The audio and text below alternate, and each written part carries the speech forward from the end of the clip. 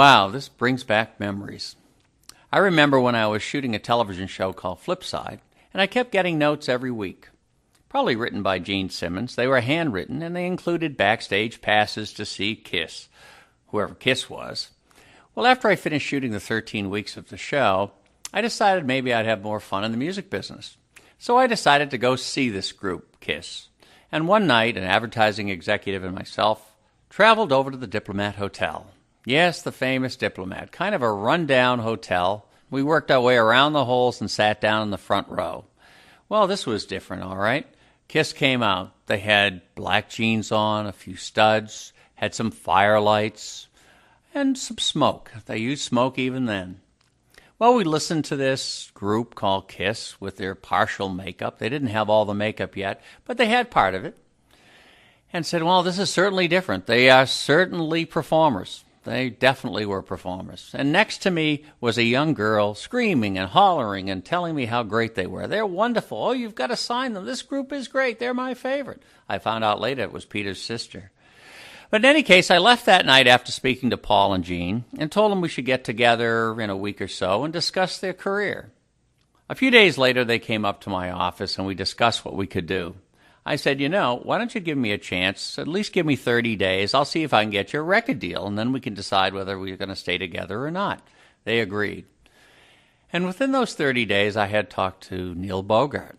Neil Bogart had done one of my television shows, and I knew him pretty well, and I also knew he was leaving Buddha Records to start a new record company, soon to be called Casablanca. So Neil was looking for talent. I said I saw a unique band, a little over the top, wore makeup, but they were very persistent, very exciting, and I thought it could work. Neil said, well, do you have any tapes? I said, well, I'll get you a demo and see what you think. Sure enough, they brought a demo to the office. The demo was done by Eddie Kramer. Very good demo. Had a lot of good songs that all of you know, like Firehouse and Strutter and Black Diamond. Anyway, I brought it to Neil, and Neil gave it to a couple of his producers. The two producers at Buddha then were Kenny Kerner and Richie Wise, and they had recorded a number of hits for him at Buddha, and they were going to travel to L.A. to be part of the new record label called Casablanca. Anyway, he brought it to them, and he said, look it, what do you think? If you like them, I think we'll sign this group. Well, both Richie and Kenny were rock and rollers and loved the idea of recording a rock and roll band, even though they didn't know about the makeup and what crazies they were. Well, eventually Neil said they would sign them. I told the guys, and within 30 days we had a record deal, and we proceeded to do the album. When we were signed to Casablanca, Casablanca was backed by Warner Brothers Records. And when they first got a load of what Neil had signed, i.e. the Kiss band with the makeup, they weren't really sure. In fact, they were positive that Kiss wouldn't make it. So after the album was done, there was a memo passed around Warner Brothers that maybe they shouldn't quite think about working this band. After all, how could a band with makeup make it? And they'd probably be gone soon. So just avoid working the band. Well, this memo got in the hands of Neil Bogart. One of his friends at Warner's tipped him off, and he went crazy. He just didn't like that at all. How dare they go against him? So he had a meeting with the executives at Warner's and said, look it, how can you work against me on this new label? They said, look it, Neil, we really don't believe that this Kiss group can make it. Why don't you just look for some other artist? Neil said no, but he did call me one night before he made his final decision to leave Warner's and said, look it, Warner's does not want the group with makeup. Do you think you'd go and ask them if they would take their makeup off? I told Neil I didn't think so, but I had a meeting with the group and told him what was happening. And we all agreed that we couldn't possibly do it. Called back Neil and said, Neil, look, we're not going to take off the makeup. Neil then proceeded talking to Warner Brothers about whether or not they would go along with the Kiss project. They said they didn't feel it was right, and Neil said, would you let me out of my contract? They worked out a deal to let Neil out of his contract. There was only one problem, though. There wasn't any money. That was a real problem. Neil had to mortgage his home just to keep the company going. And this is where this famous American Express story comes in. Seeing there was no money, I decided to put the tour on my American Express card. Well, I wasn't used to putting any more than about $100 on my American Express card, and in 1 month it was $25,000. I can still remember the call. Mr. Aucoin, do you think you're going to pay this? You seem to have used your American Express card quite a lot this month. Oh, of course, I said.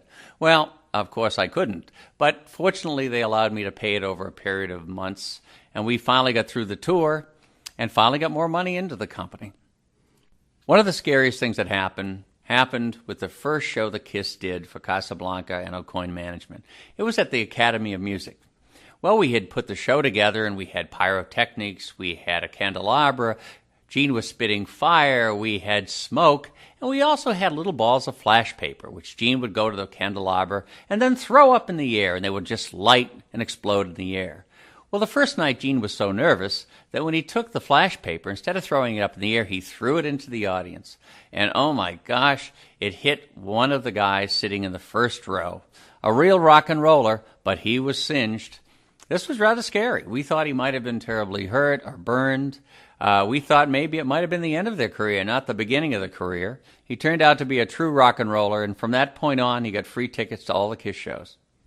One of the unique things about the first album was the idea that we were going to do a kissing contest. Neil had thought up a promotion that would be unique in promoting KISS and the name KISS, and that was to have a kissing contest at all the major radio stations around the country.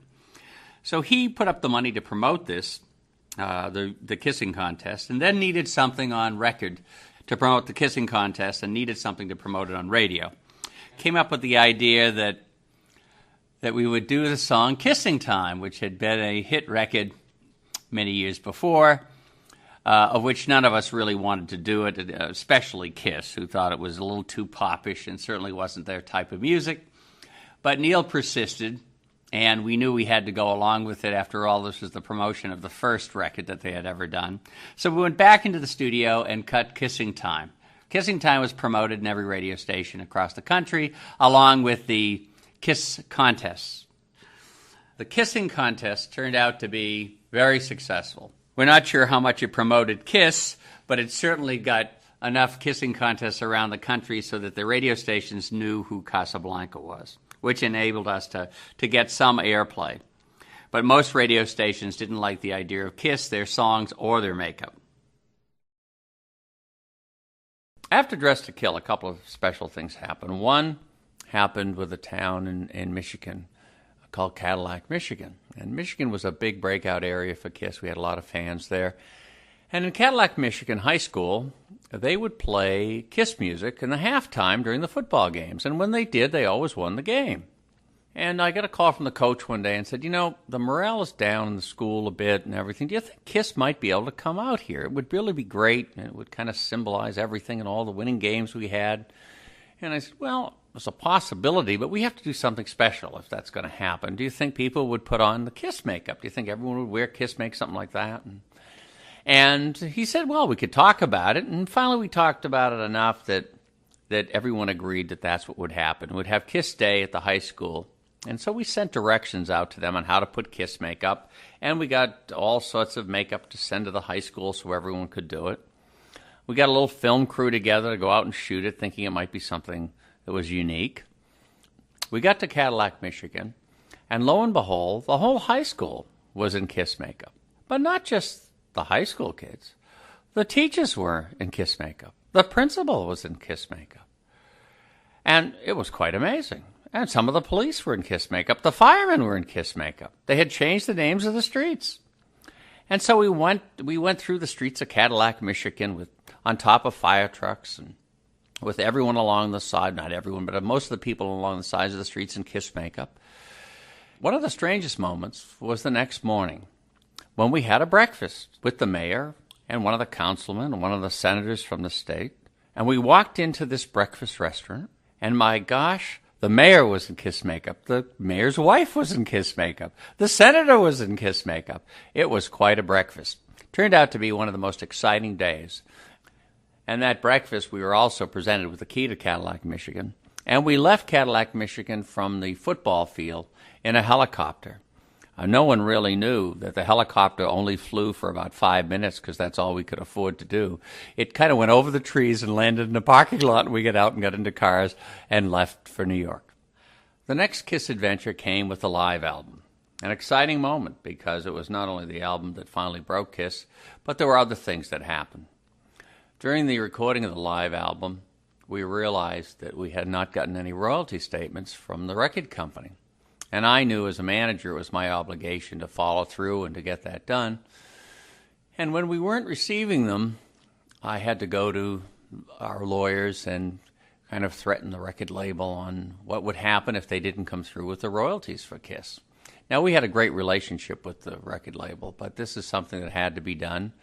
And during this time, the record label actually went to Kiss and tried to take over the management of Kiss. But Kiss decided to stay with me, and we had a long run together. Many other things happened during that time, too. Other labels were trying to get Kiss, knowing that we might break up with Casablanca. But we then re-signed with Casablanca and had our first major hit, Kiss Alive. Kiss Alive tour was very interesting. We finally broke out of Detroit, playing Cobo Hall in a major concert. And after the live tour ended in the States, we went to Europe for the first time. Rather scary for the four guys. They had never been to Europe.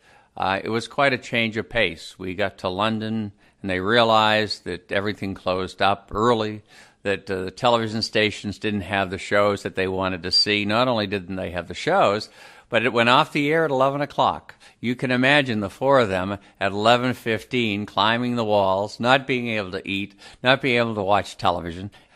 It was a little crazy, and I think the first day they got there, they wanted to return to the States. Paul Stanley. Well, Paul is the musical backbone of the group. He really is. Probably more of a writer, producer, and obviously, he's the singer.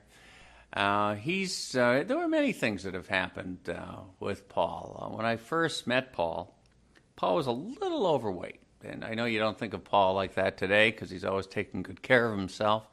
But he was a little overweight, a little chubby. And when we went on the first road tour back in '74, he got sick in Atlanta. And he got the flu, and it lasted for a few days.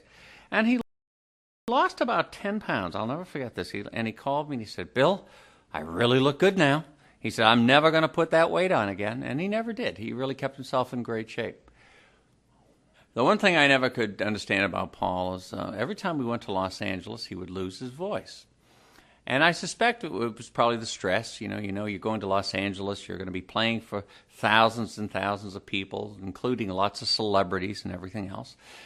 But we always used to lose Paul's voice. Somewhere in Los Angeles it used to go, and what we used to have to do is have a throat specialist come, and we used to freeze his vocal cords before the show because he used to get laryngitis. And before every show, we would freeze his vocal cords, and it would last for about half hour, 45 minutes, and he would come off the stage and would have to do it again so he could get through the show.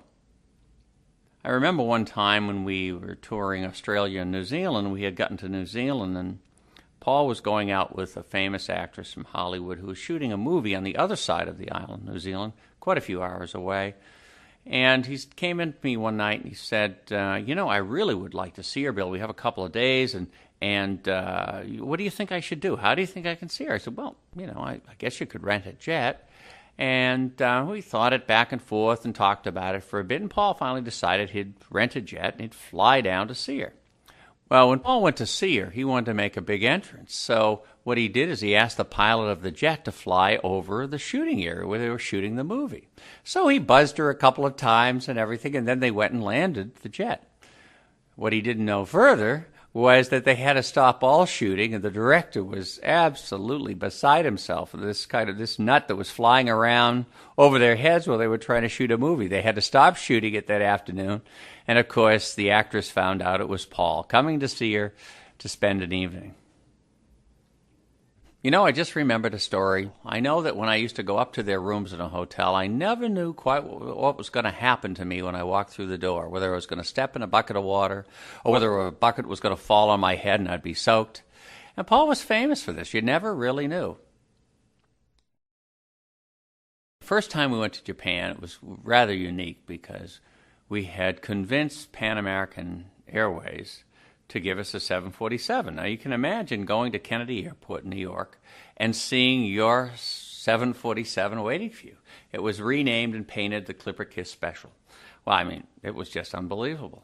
And on top of it, we took all the press with us as well. So we had the KISS group and all the management people, as well as a lot of press. We filled up the plane with press to take them to Japan.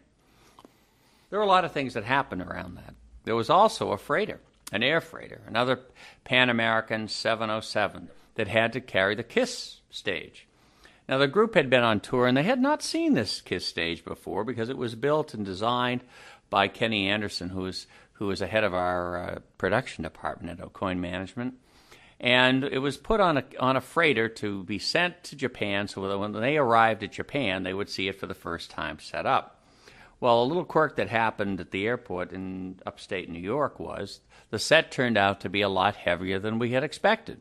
So when they loaded it on the plane, we had to make a decision. We either had to leave part of the set home, or we had to come up with another solution. Well, fortunately, the two pilots who flew it to Tokyo decided that they would fly the plane unpressurized and have to wear oxygen masks all the way to Tokyo so that the weight of the plane could handle the KISS set. Tokyo was kind of unique, unusual, obviously a completely different culture, but we had lots of fans there. There were hundreds and hundreds and hundreds of fans at the airport. And we didn't realize that we were going to have a little problem at the airport. We actually put all our makeup on, on the plane, on the KISS, the Clipper KISS special. And when we arrived, they walked out of the 747, and there was a wall of photographers from floor to ceiling. They had put up ladders and chairs and everything, and you just couldn't even get by them.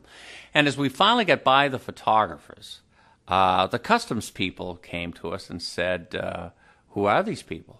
We said, well, they're KISS. Well, no. This doesn't look like what they look on their passport. And, of course, we then had to go into a room and take off their makeup, which was really a hard job after just putting it back on again. And then they had to put it on once more to leave the terminal where there were thousands of kids waiting for them outside. KISS's Budokan concert was very successful, thousands and thousands of fans, and it was the first time that they were ever broadcast nationally by doing a television special directly from the Budokan.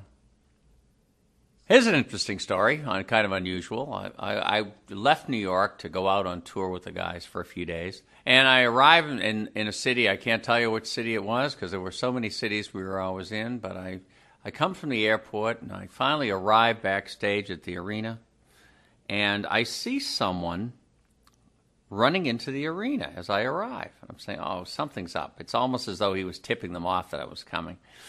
And so I go to the arena door, and I walk in, and everyone's a little quiet. I still don't know what's happening. I'm walking backstage, and on the side of the stage, I hear this vocal group, but it's led by a woman, not by the guys. But I hear this backup group. I turn the corner, and who's there but Gracie Slick singing with four backup people that I didn't recognize at first. But, of course, who were they? They were KISS and drag. Yes, Paul Stanley went out and bought dresses for each one of the guys, and they decided they were going to be the backup group for Gracie Slick. Well, Gracie was on the tour because she was going out with our lighting director, who she eventually married. But this was quite a day. And I walked in, and there they were, four KISS members in full drag, backing up Gracie Slick, singing me a song and serenading me as I walked into the arena. That didn't last long. They started racing after me. I think they had an extra dress, but I wasn't sure. Ace Frehley. Ace Frehley is truly an original. Sweetheart, probably would take the shirt off his back for you. A kidder and an all-around fun guy to be around. Ace, I'll tell you one story that Ace played on Gene and Paul. I think it was in Kansas City. I'm not quite sure, but in any case, I get a call from Gene and Paul on the road, and I'm in New York, and they tell me that Ace had been drinking, and he's just so out of his mind that he won't be able to do the show that night, and they're very upset. Oh, my, what are we going to do about the fans, the promoter, the this, the that? You're going to have to come right out. So I go to the airport, I get on a plane, I arrive, and Gene and Paul are waiting for me, and they're telling me these horror stories about Ace. Oh, my goodness, we had to carry him into the hotel. He won't be able to stand up. Never mind about playing the show. We'll never do it. I said, okay, let me go and see what's happening, and I asked the road manager where he was. He's up in his room. Okay. So I go up to the room. I knock on the door. I say, Acifer. I always used to call him Acifer. And he said, oh, Bill, come on in. So I go in, and Ace is sitting at a table, reading a book, having a beer. Now, I know something's wrong, because if he's really out of his mind, he'd be laying down out of it someplace. So I say, "Hi, Ace, what's happening?" Well, I'm just kind of getting, Gene and Paul. I mean, it's about time I could play a trick on them. So anyway, so we go through this whole thing, and I realize he's done them in. He's been fooling them all day long. The road crew, he's talked the road crew into having to carry him into the hotel.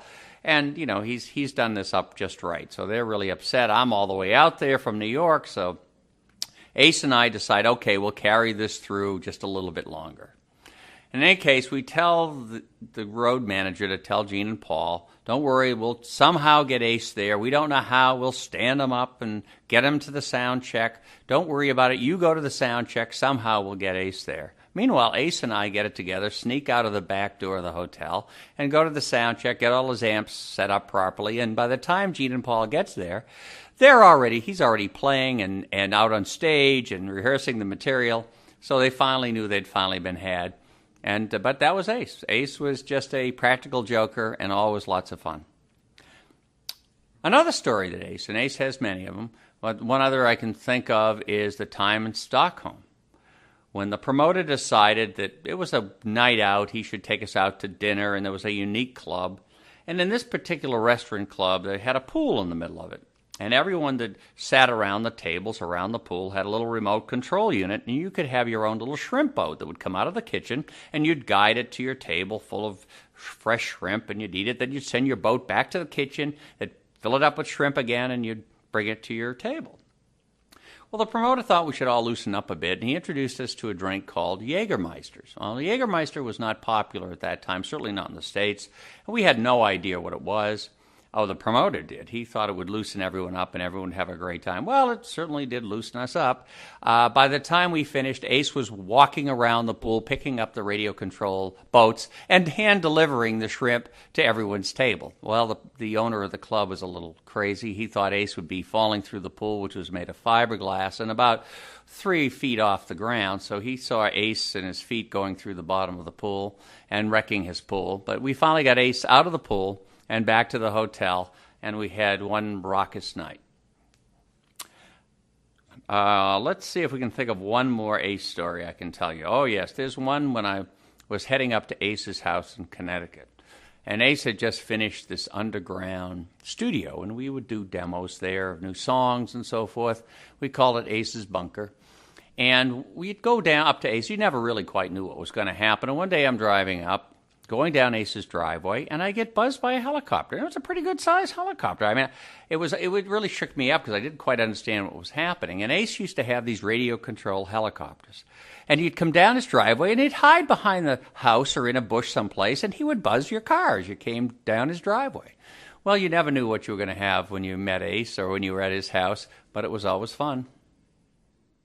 Kiss had done about 9 albums, and we also did Kiss Meets the Phantom, the first movie that they had ever done, which put a lot of strain on the group. It's a lot harder doing a movie than it was doing an album. One of the things that came out of this was that Peter and Ace especially, and also Gene and Paul, had thought it might be time to do solo albums. Well, we weren't sure whether we were going to do 4 solo albums or 1 or 2 or 1 at a time. But as it happens, we decided to do 4, thinking it would be a unique way of promoting Kiss. Also, it had never been done before. And we decided at that same time that if they were ready, we would put them all out at the same time. So effectively, it would be one huge Kiss album with separate solo albums. After finishing the solo albums, getting ready to release them all at once was quite a procedure. We had to do different ads announcing the release of the 4 solo albums, and then the planned announcements of them going gold and then platinum. As it happens, when we first released them, the first ad, instead of announcing the solo albums by Kiss, the wrong ad went out first and said they were already gold. Well, they hadn't even been released yet. So this kind of stirred the industry a bit. Then we had to actually ship the albums and start promoting the albums.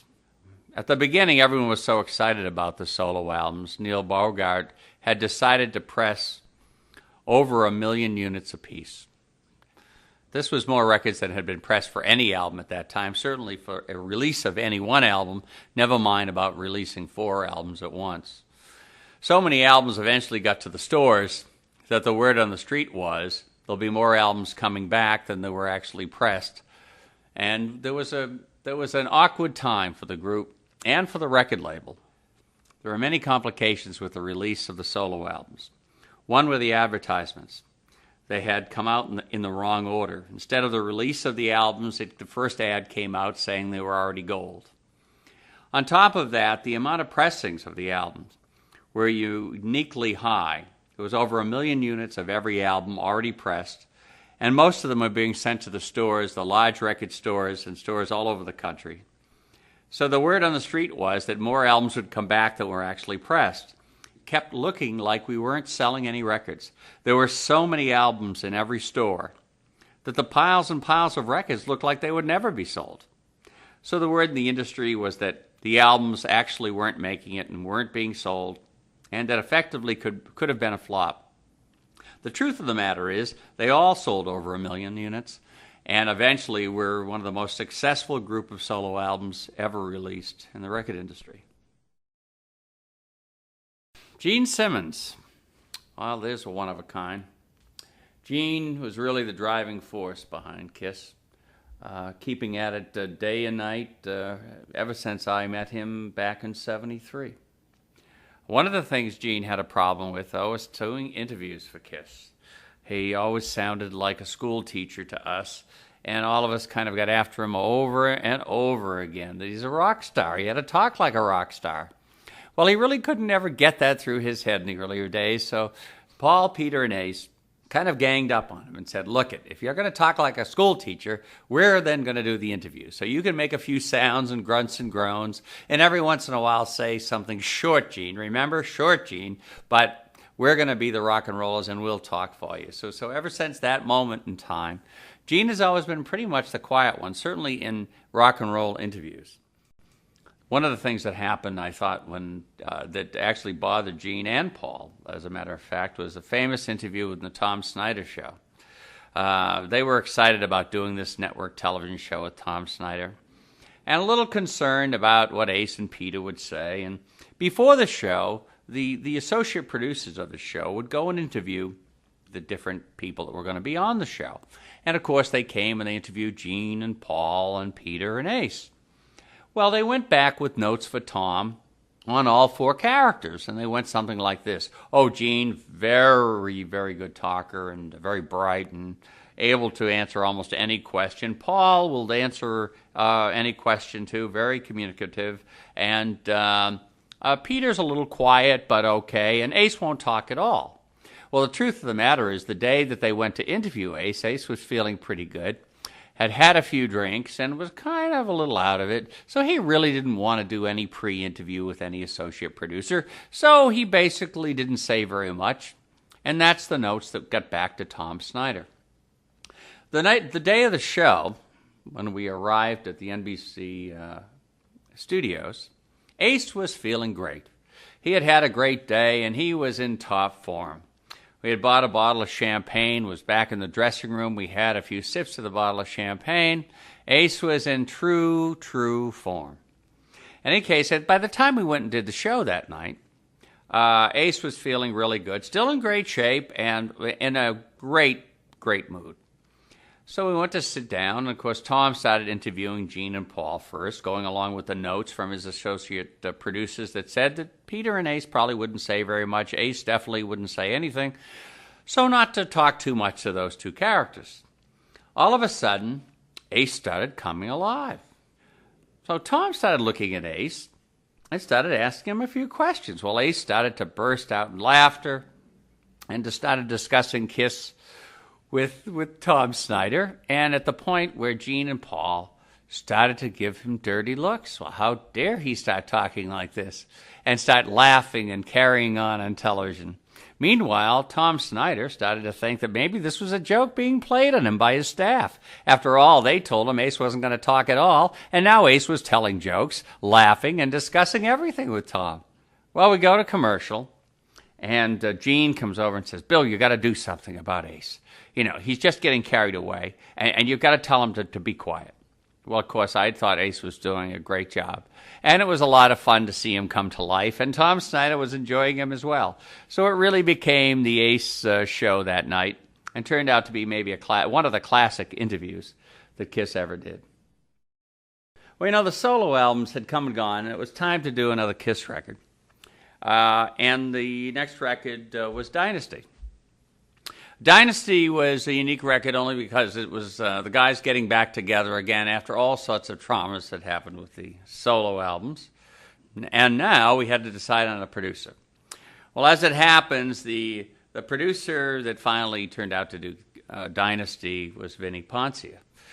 For a number of reasons. One, Peter had used him for a solo album, and he had refused to do the next album unless he could use Vinnie Poncia. Well, Vinnie, we all liked Vinnie a lot, and so Vinnie became the producer of record. The next thing was to find the music, and the music obviously was written by Kiss, but one song we needed to fulfill our obligations to Casablanca was a disco song. Well, none of us really wanted to do a disco song, but Casablanca had become famous for doing disco records, and Donna Summer was on the label and so forth and so on, but so we decided to do a disco record called I Was Made for Loving You, which ironically turned out to be probably the second most played single that Kiss had ever done, the first being Beth, and the second being I Was Made for Loving You, a world hit, and followed us around the world as we did the world tour. The Dynasty show turned out to be the biggest Kiss show we had ever done. It took 16 semis to travel around the United States. It was a monstrous show with a very large crew. And we put it together in Lakeland, Florida, and we finally started the show, doing the first couple of shows in Florida and moving up the East Coast. When we get to Atlanta, I had already flown back to the offices in New York, and I got a call from the head production manager. The production manager let me know that after tonight's show, they were quitting. They were quitting because the show was too big, it should have never come on the road, and it was impossible to do. Well, I got on a plane and flew to Atlanta right away, and I came into the Omni, which was the arena that we were doing the show in, and the head production manager came over to me and said, Bill, look, this is impossible. The show just doesn't work, it's way too big, and I'm really telling you that after tonight, we're all quitting, it just can't be done. And I said, well, okay, let me think about it. And I said, we'll have a meeting to talk it over in 15 minutes. You get all your crews together. Now, knowing that I couldn't very well take the Kiss show off the road, it was costing millions of dollars to put it on, I had to find some way to get through that evening and convince people that we could do the show. So we gathered all our production crew together. And as I'm talking about the show, I started to realize that the show was obviously very big, but that no one had ever seen the show. We had rehearsed it for weeks, but it was so complicated. Each particular person had its own idea of what they had to do, but never had seen the show put together because they were too busy working on their own little departments. So I finally started explaining the show to them. Everyone looked at me with this blank stare saying, yeah, is that the way it's supposed to be? I said, well, tonight, look, here's what we're going to do. We're going to go through the show step by step. You know, and at the end of the night, you'll see that the show can work and how exciting it can be and how it could stay on the road. Well, there was a lot of hemming and hawing. We went through everything about the show step by step again. We went through all the pyros, all the stage sets, every change in the show, where the music, why it was supposed to happen, what was supposed to happen in every section of the show. Everyone seemed to understand. I told them to go out and check everything out. Everyone went out and checked. We came back. We had one more meeting. Finally, that night, they got to see the show because everyone was aware of something that I had never expected during rehearsals, which was that no one ever got to see the show. And they finally saw it that night in Atlanta. It went off perfectly, and everyone decided to keep the show on the road. Now, let me tell you about some of the things that never made the show. There was a couple of laser effects that we wanted. One was a huge laser setup that was underneath the stage that at one part of the show would put laser bars completely around the stage so it would look like Kiss was in a cage, a laser cage. Well, we spent an enormous amount of money at that time. I think it costs about $150,000, $200,000 to have this one effect, which the day that we set up didn't work. And And it was a horrible story, everyone complaining and everything else. And we finally had to fire the laser company, and of course everyone was a little down about that. And one of the other effects that was supposed to be part of this was a laser beam that would come out of Paul's eye. We were going to have a fiber optic cord running along with the guitar cord, and it would run up through his costume and out behind his ear, so that the laser beam would look like it's coming directly out of his eye. And it was scrapped also at the last minute because Paul was afraid it would damage his eye. So that's one effect you never got to see. Now, let's talk about one other thing. I mean, all of you know that I figured that Gene had so much presence on stage and had so much to do that I really had to balance it out by giving Paul something to do and something that would look great for him. I initially thought that we'd have Paul fly from the stage to the lighting grid, where he would sing one of his songs. And it would just fulfill that part of the show and balance off what Gene had on the other side of the stage. When I described it to Paul, he listened carefully and then told me, no, he didn't think so. He thought he'd be too scared to fly from the stage, and the wires, would they hold him? Wouldn't they hold him? There would be too many complications. Of course, the minute he said no, Gene raised his hand and said, I'll do it. As always, Gene felt anything else he could do on stage he would do, and usually did. So anyway, that was the story about how Gene finally got to fly to the lighting grid. The Dynasty tour, as I mentioned before, was a huge tour in the sense of the type of people, the stage set, and the complete show. As the show continued and as we traveled around the world, it was becoming obvious that the show was so big that unless we really sold out every show, there was not going to be a lot of money made on the tour. This became a problem at the end of the tour, certainly for me and for the group, based on the fact that their business managers at the time kept telling them they're not making money on tours. There was a lot of complications, I think, that came from this. One, this particular tour didn't sell out, probably because the Dynasty album wasn't one of their biggest selling albums.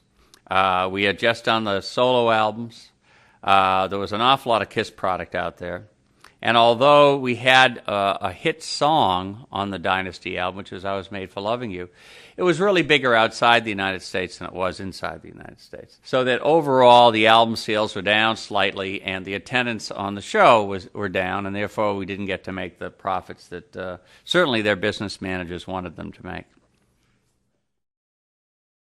Peter Criss.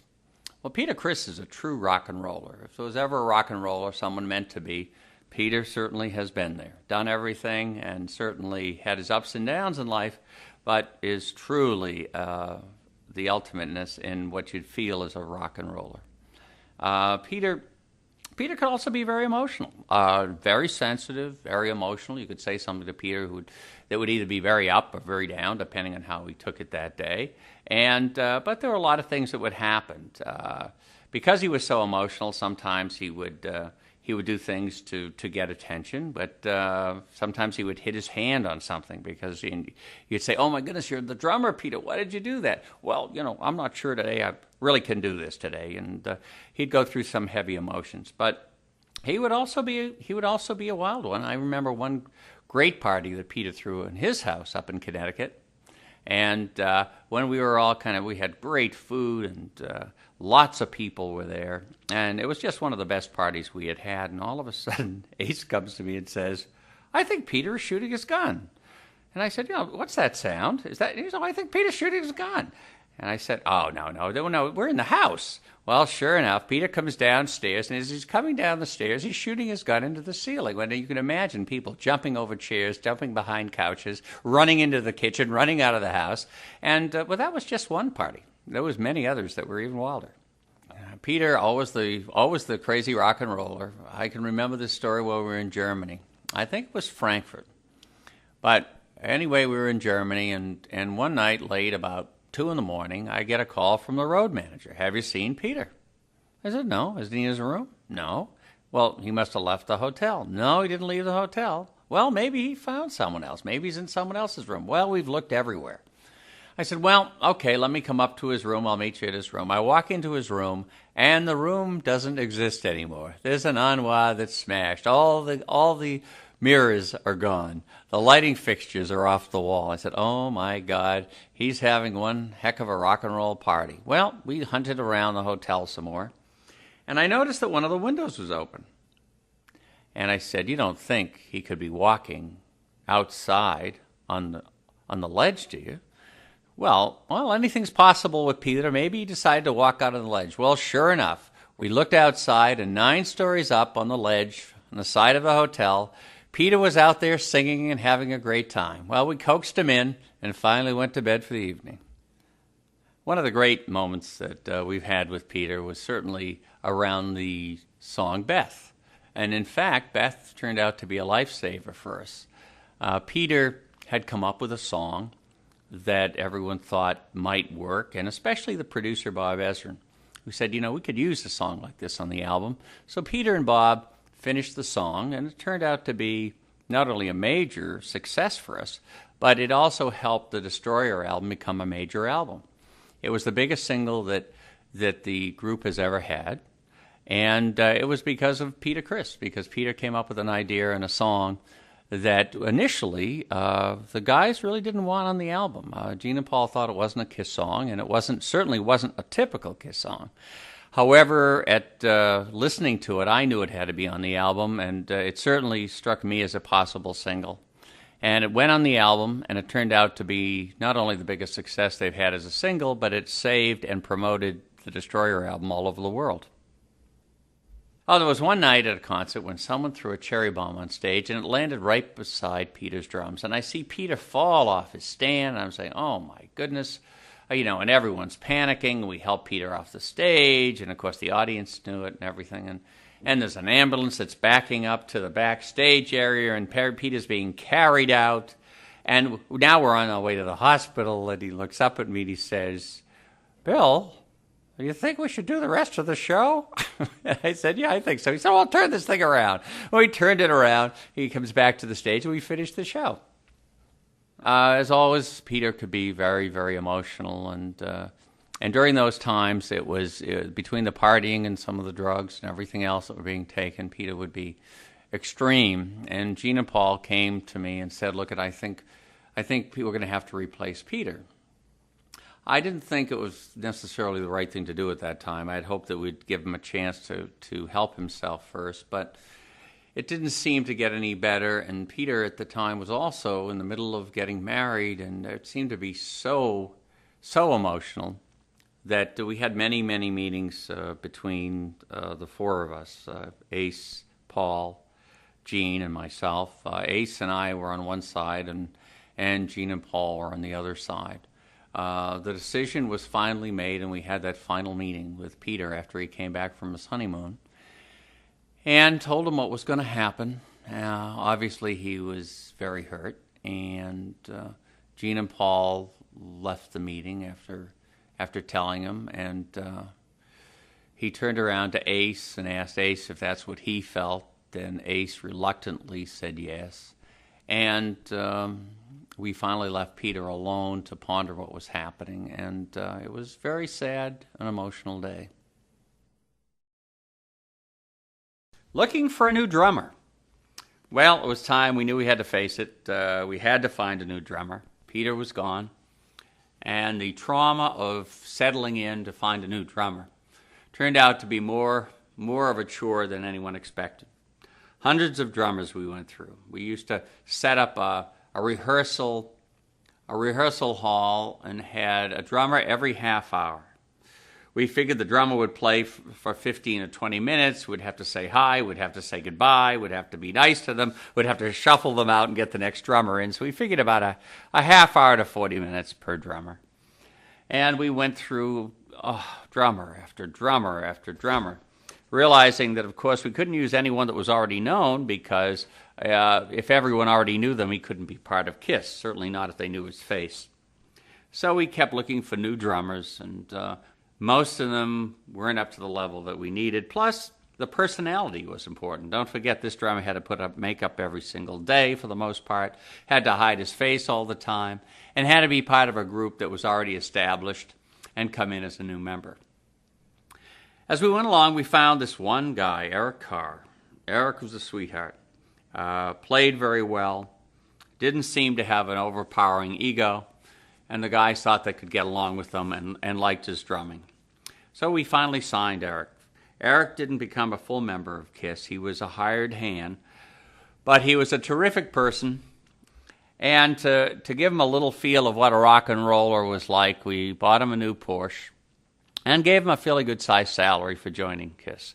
The guys didn't really want to make another full partner with the group KISS, and he really remained a hired hand to the very end. We had some trouble getting ready for the first show. It was only weeks away at the Palladium in New York City, and the reason we wanted to have this show, it was only one show in the United States. We were getting ready to do a European tour, but we needed some way to announce the new drummer, the name and the character, to the American press to get ready for the tour in the United States. And we also needed a full dress rehearsal with audience to make sure everything was running smoothly. And that was the night at the Palladium. Before the Palladium show, there were plenty of problems to overcome. We didn't know what character Eric was going to be. Couldn't be the cat, because the cat was Peter Criss. So we had to come up with a new character and a new costume. Well, it seemed like it would be pretty easy, but effectively, after we got involved with it, it was a lot harder than we thought. Was he going to be a chicken? Was he going to be a hawk? Was he going to be a chipmunk? We had no idea what he was going to be like. And as the days got closer and closer and closer, it got worse. Paul and Gene got scared about what was going to happen. Was it going to happen? Where were we going to finish it? Where did we have the costume? Is the makeup going to work? And I remember at the last minute, the day before the show, where we were rehearsing the songs and trying to finish up everything, Gene and Paul and I had our first real argument upstairs in the dressing room at the Palladium. Them stating very clearly to me that I was the manager, I'd better get it together and make sure that he was ready for tomorrow night's show, or that was it. And they just stormed out of the dressing room. Well, Eric and I spent most of the night getting ready for this, finishing up a costume that wasn't quite done yet, deciding what the final touches of the makeup was and what he was going to be, and getting ready for the next day. And literally stayed up all night working on this, and by the next day, it was done. He was the fox, we had the outfit, and he was ready to go, and the makeup was set. The next day it turned out to be a little exasperating, only because, of course, it was the first time in the announcement of the new drummer, as well as the only show we were playing for all the press and the key KISS fans in the United States before we went to Europe. The show turned out spectacularly well. Eric did a great job, and we were on our way to Europe. A couple of interesting stories that happened on that European tour. One happened in Milan, Italy. There was a communist demonstration that were going through the streets of Milan when we arrived, and there was plenty of talk about it, both in the papers and on television and around the hotels. And we were going to the soccer stadium where we were playing the first show.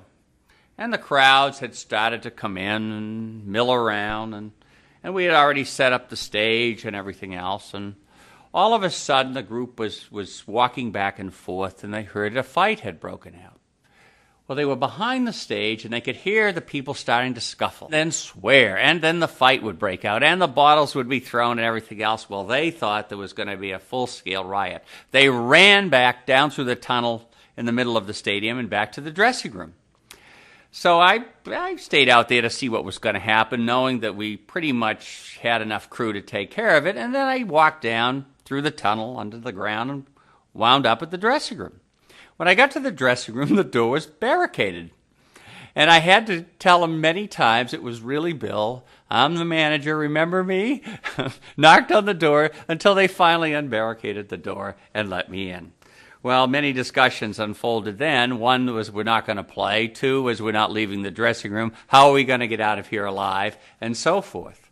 And my only comeback on that was that I thought we had more firepower than anyone in the audience. One of the best tours that we ever had, I believe, was the first time to Australia. That was in the beginning of the 80s.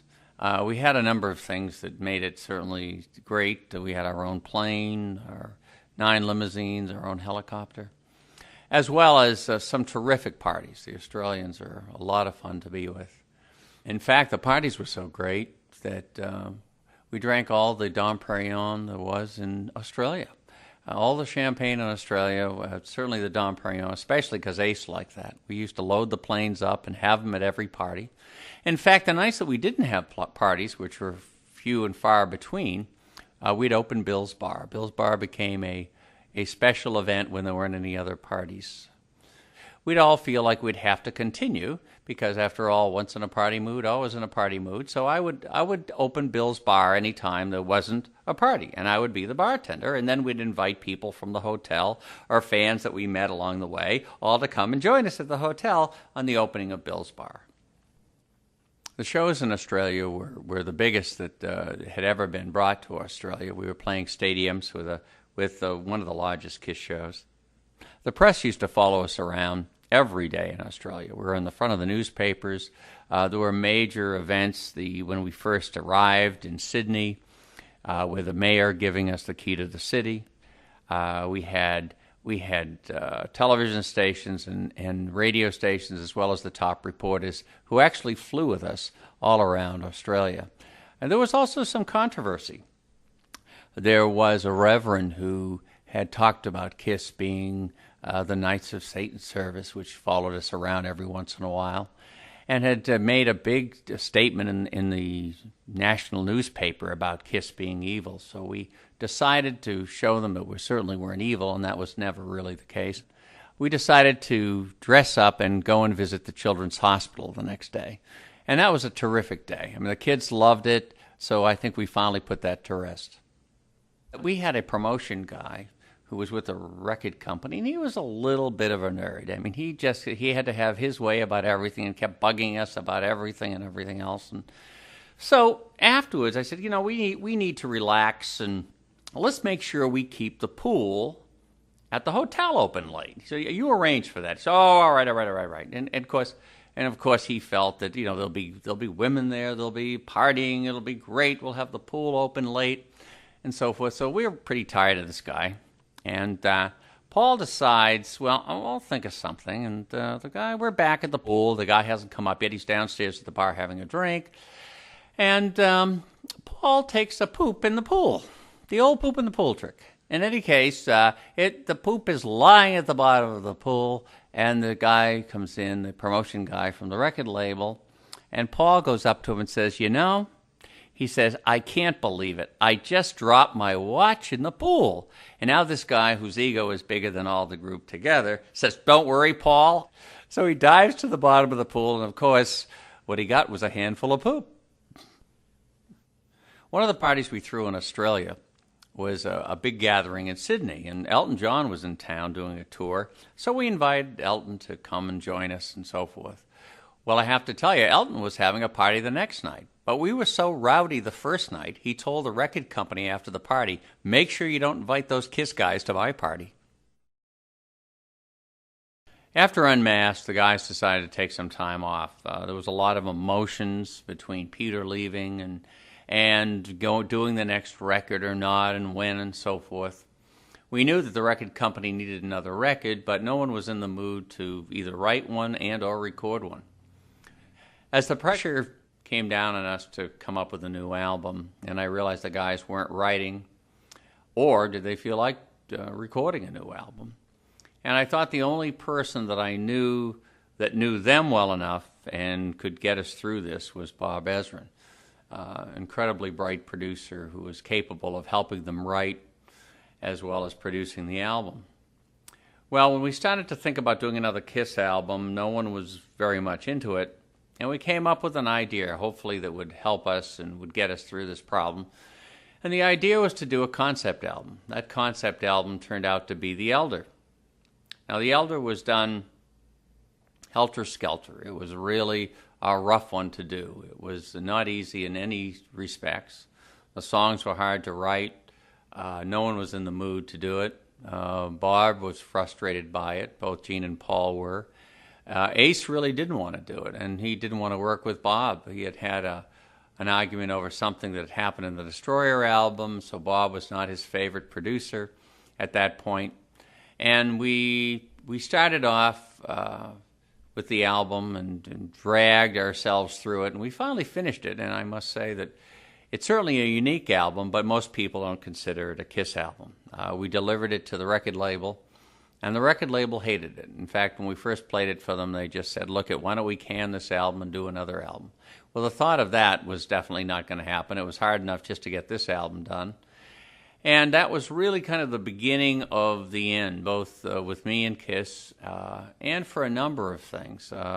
They had decided that they wanted to take off their makeup.